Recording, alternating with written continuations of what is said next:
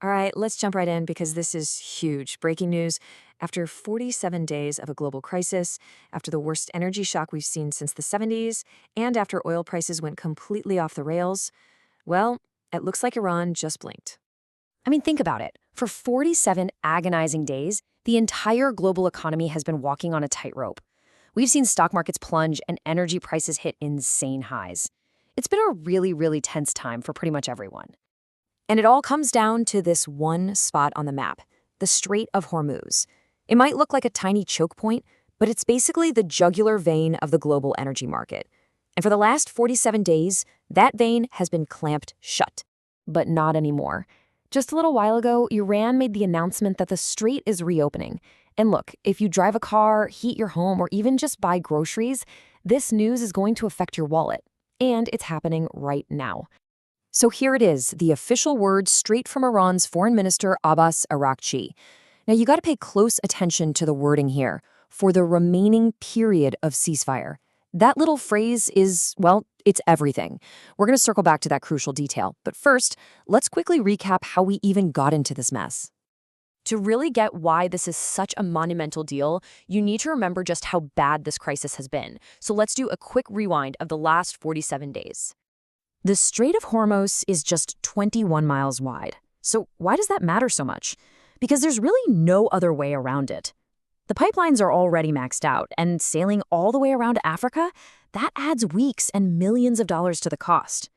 So when it closes, a full 20% of the world's daily oil supply is just stuck.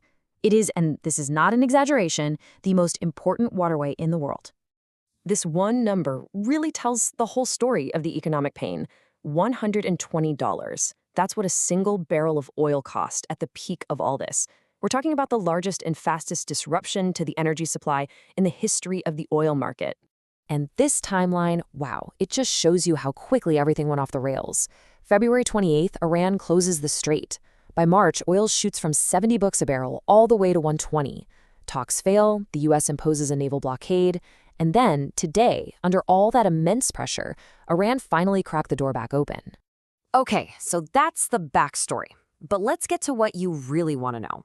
What does this actually mean for you, for gas prices, and for countries all over the world? Let's break it down. First, here's a really important detail. Iran's foreign minister was very specific. He said ships have to follow the coordinated route as already announced. So what does that mean? Well, it means the strait is open. Yeah, but it's open on Iran's terms. They are still calling the shots. It's not a complete, unconditional free-for-all, but it is the biggest step toward de-escalation we've seen so far. And this is the news that has markets everywhere breathing a huge sigh of relief. With the strait reopening, the global oil supply can finally start flowing again. Analysts are expecting oil to drop, maybe by $10 to $20 a barrel pretty quickly. That's a massive relief for the global economy. So let's bring this home. How is this relief going to play out in different parts of the world? We'll start right here in North America. For folks in the United States, you know how gas prices have been absolutely insane, up an average of 48 cents a gallon. Well, they're finally going to start coming down. You could see some real relief at the pump in just a week or two. And politically, this is a massive win for the Trump administration. Over in Canada, the picture's just as good. The risk of a recession, which some had pegged at 25%, drops way down, which eases up the pressure on inflation and interest rates. And hey, this good news isn't just a North American thing. Oh no, it's just as big a deal for key allies in Europe and down in Australia, who are some of the most exposed because they import so much of their energy. So in the UK, those record high fuel prices are going to start heading back down to earth.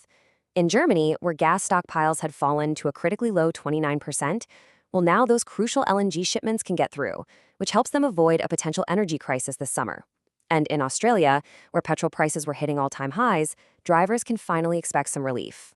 Okay, so it all sounds pretty good, right?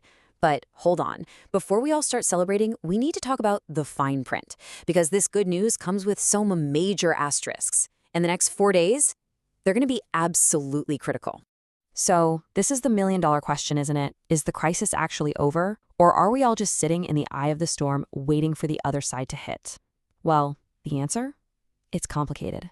There are basically 3 huge catches here. First, this whole deal is temporary. Iran was crystal clear. The strait is only open as long as the ceasefire holds, and that expires on April 21st. That's just 4 days away. Second, Iran is still controlling the route, and the whole issue of transit fees is still up in the air. And third, and this is the big one, the root cause of this entire war, Iran's nuclear program, yeah, that's still completely unresolved. So, where do we go from here? Well, it really boils down to 3 possible scenarios. You've got the best case, they hammer out a permanent deal by the deadline, and oil drops down towards $80. Then you have the most likely scenario, they extend the ceasefire, keep talking, and oil just kind of hangs out above $90. And then there's the worst case. The talks completely collapse, the strait closes again, and oil prices shoot right back up over $120.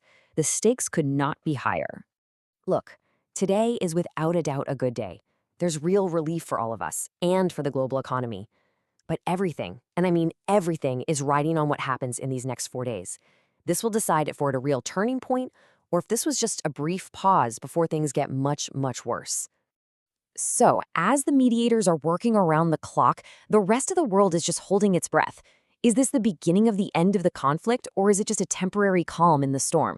We're about to find out, and the fate of the global economy could literally be decided this weekend.